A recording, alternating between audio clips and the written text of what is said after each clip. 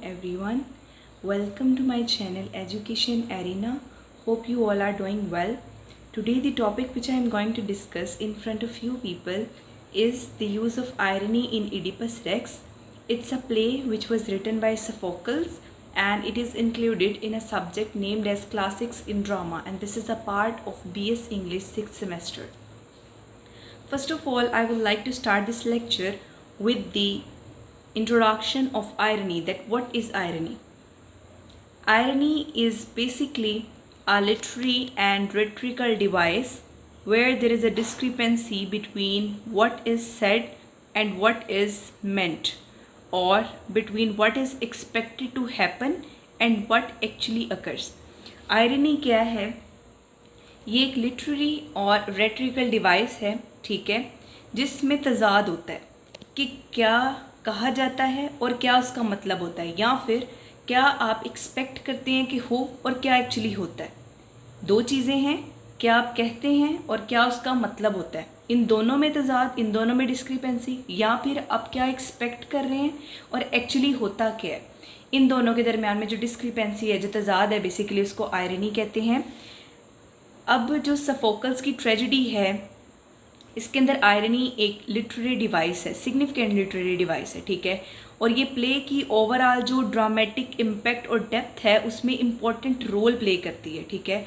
Irony का use particularly जो dramatic irony है ये थ्रू आउट दी नैरेटिव जो है वो यूज़ की गई है, और ये एक प्रोफाउंड सेंस बनाती है ट्रेजिक इनएविटेबिलिटी की, और ऑडियंस की जो इंगेजमेंट है स्टोरी के साथ उसको जो है ये इंक्रीज़ करती है। अब आयरनी जो है इसकी बहुत सारी टाइप्स हैं, जैसे कि ड्रामेटिक आयरनी है, वर्बल आयरनी है, सिचुएशनल आयरनी है, कॉस्मिक आयरनी है। जो कॉस्मिक आयरनी है उसे आयरनी ऑफ फेट भी कहते हैं। अब इस प्ले में हमें ये चारों आयरनीज मिलती हैं विद डिफरेंट एग्जांपल। बारी बारी हम सबको स्टडी करेंगे। सबसे पहले हम देख लेते हैं ड्रामेटिक आयरनी को। अब ड्रामेटिक आयरनी होता क्या है, पहले इसको समझ लें। Dramatic irony occurs when the audience know more about the character situation than the characters themselves.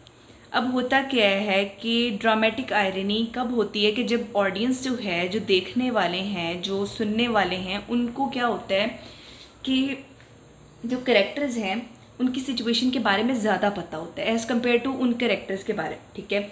उन करेक्टर्स को उतना अपनी सिचुएशन के बारे में नहीं पता होता जितना कि ऑडियंस को पता होता है। तो ये जो है बेसिकली ये ड्रामेटिक आयरनी है। ओडिपस रेक्स के अंदर ऑडियंस जो है वो ऑलरेडी इस बात से अवेयर है, शुरू से अवेयर है कि जो ओडिपस है वो मर्डरर है, ठीक है, किंग लायस का, और ओडिपस जो है वो जकास्टा और लायस का बेटा है, ठीक है। और ये थेबस की जो सफरिंग है, जो थेबस में प्लेग आया है, जो कहत है, ये उसकी भी वजह है।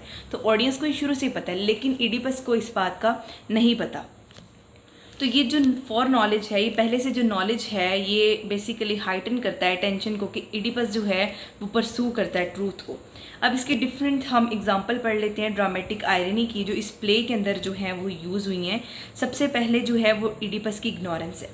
अब ओडिपस जो है वो कहता है, वो इस तरह से डिटरमाइंड होता है कि मैंने जो है थेबस में जो प्लेग है, जो कहत है, इसकी वजह को ढूंढना है, और वह कसम खाता है कि जो किंग लायस का मर्डरर है, ठीक है, वो उसको ढूंढेगा और उसको उसकी सज़ा देगा, और वो ये नहीं जानता कि वो खुद उसका मुजरिम है, यानी कि वो खुद कातिल है, ठीक है। अब बेसिकली दिखाया गया क्या गया है कि उसका जो कॉन्फिडेंस है इस एबिलिटी के अंदर कि वो सच्चाई को अनकवर करेगा, ठीक है, वो शार्पली कंट्रास्ट करता है कि ऑडियंस को उसकी ट्रू आइडेंटिटी के बारे में पहले ही पता है।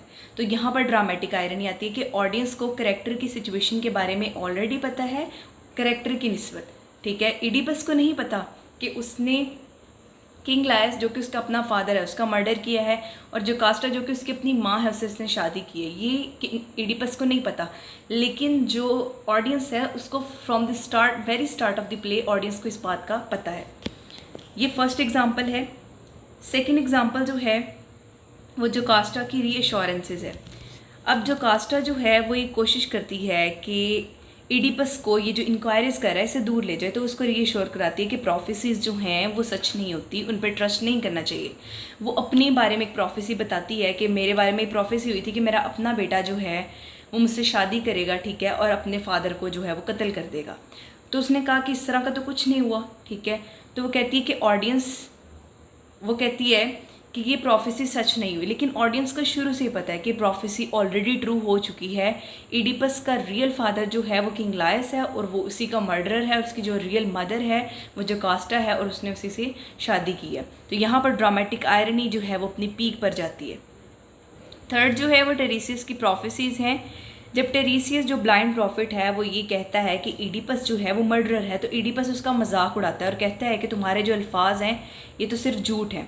अब ऑडियंस को शुरू से ही पता है टेरेसियस की इनसाइट का, ठीक है, और इडिपस की ट्रू आइडेंटिटी का। यहाँ पर आयरनी आती है कि ऑडियंस को पता है कि टेरेसियस ने जो प्रोफेसीज की थी, टेरेसियस ने जो इंसाइट्स दी थी वो सारी सच है, लेकिन इडिपस जो है उसको इस बारे में नहीं पता। और इडिपस की ट्रू आइडेंटिटी क्या है कि वो ही मर्डरर है किंग लायस का, अपने फादर का, और अपनी मदर से उसी ने शादी की है। ये ट्रू आइडेंटिटी जो है इडिपस को अपनी नहीं पता, और ना ही टेरेसियस की प्रोफेसी सच हो चुकी है, इस बात का इडिपस को पता है। ये दोनों चीज़ें पता है ऑडियंस को। नेक्स्ट जो है हम चलते हैं second type of irony, that is the verbal irony. Verbal irony क्या होती है? वर्बल आयरनी तब होती है जब जो करेक्टर्स हैं वो कुछ कहते हैं, ठीक है, जो शार्पली कंट्रास्ट करता है सच्चाई के साथ और क्या उनका एक्चुअली मतलब है, ठीक है, और इसमें अंडरलाइंग सिग्निफिकेंस बहुत ज़्यादा होती है जो ऑडियंस परसीव कर लेती है। वर्बल आयरनी कब होती है? जब करेक्टर कोई चीज़ कहता है, ठीक है, और वो सच्चाई के साथ या क्या उनका रियलिटी में मतलब होता है उसके साथ कंट्रास्ट कर रही होती है। उसके नीचे बहुत सारी अंडरलाइन जो है वो मीनिंग छुपा होता है, अंडरलाइन सिग्निफिकेंस छुपी होती है और ऑडियंस उसको परसीव कर लेती है। सबसे पहले इसकी जो एग्जांपल है वो इडिपस की कर्सेस है। इडिपस जो है वो किंग लायस के मर्डर को बहुत ज़्यादा कर्सेस करता है, ठीक है, यानी कि कर्स का मतलब ऐसे लानत में आता है, ठीक है, मैं मतलब बुरा भला कहता है, और ये कहता है कि मैं इतनी उसको पनिशमेंट दूंगा, वो सारी चीज़ें जो है वो सोच लेता है, लेकिन वो ये नहीं जानता कि वो खुद अपने आप को ही कर्ज कर रहा होता है, ठीक है।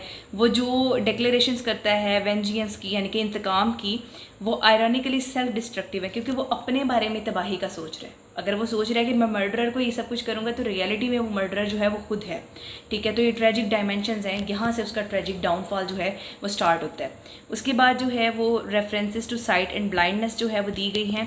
ये इसकी एक और एग्जांपल है जो इसके अंदर यूज़ की गई है। इडिपस जो है वो क्या करता है कि वो रेफरेंस करता है ब्लाइंड और साइटनेस को। आयरॉनिक जो है वो जो है क्या है कि मेटाफोरिकली ब्लाइंड है अपनी जो सिचुएशन है उसकी सच्चाई से, ठीक है, और जब उसको रियलिटी में पता चलता है अपनी आइडेंटिटी का, ठीक है, तो वो अपने आप को खुद ही जो है वो ब्लाइंड कर लेता है, वो अंधा कर लेता है अपने आप को। और वो क्या कहता है कि जो साइट और नॉलेज के मोटिव्स थे उसके, उनका जो लिंक है वो बेसिकली उसका एक डिवास्टेटिंग कंक्लूजन जो है वो निकलता है। तो ये बहुत सारी रेफरेंसेस देता है हमेशा साइट और ब्लाइंडनेस में, ठीक है। थर्ड जो यहाँ पर आयरनी की टाइप है वो सिचुएशनल आयरनी है, ठीक है। सिचुएशनल आयरनी क्या होती है कि जब तजाद पाया जाए कि क्या आप एक्सपेक्ट करते हैं कि हो और क्या एक्चुअली होता है, ठीक है, और यहाँ पर फेट की अनप्रेडिक्टेबल नेचर को बेसिकली हाईलाइट किया गया कि फेट की नेचर जो है वो अनप्रेडिक्टेबल है। क्या आप एक्सपेक्ट करते हैं, यानी फेट से आप एक्सपेक्ट करते हैं ना कि क्या आप एक्सपेक्ट करते हैं और क्या एक्चुअली हो जाता है। तो ये जो है ये सिचुएशनल आयरनी है। इसमें पहले एग्जांपल जो है वो इडिपस सर्च करता है किंग लायस के कातिल को, ठीक है।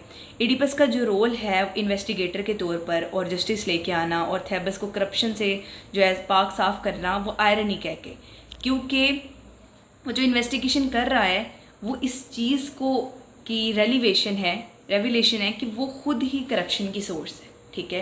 वो इस चीज़ को रिवील, जो वो ये सारा कुछ कर रहा है, इन्वेस्टिगेशन कर रहा है सच्चाई को लाने के लिए, इंसाफ लाने के लिए, थेबस से करप्शन ख़त्म करने के लिए, रियलिटी में उसको पता ही नहीं है कि सारी जो इन्वेस्टिगेशन कर रहा है ये रिवील एंड पे क्या करेगी कि वो खुद इस करप्शन की एक सोर्स है, ठीक है। तो यहाँ पर भी आयरनी है। नेक्स्ट जो है इसकी एक एग्जाम्पल क्या है कि ओरेकल जो है उसकी प्रोफेसीज। अब क्या है कि जो किंग लायस की जो कोशिश थी और जो इडिपस की कोशिश थी कि जो ओरेकल की प्रोफेसीज हैं उसको गलत साबित किया जाए, वो आखिर में फुलफ़िल हो के रहती हैं। लायस ये जो डिसीजन लेता है कि इडिपस को वो अबंडन कर दे, उसको छोड़ दे, और इडिपस जो है वो कॉरिंथ से वापस आता है।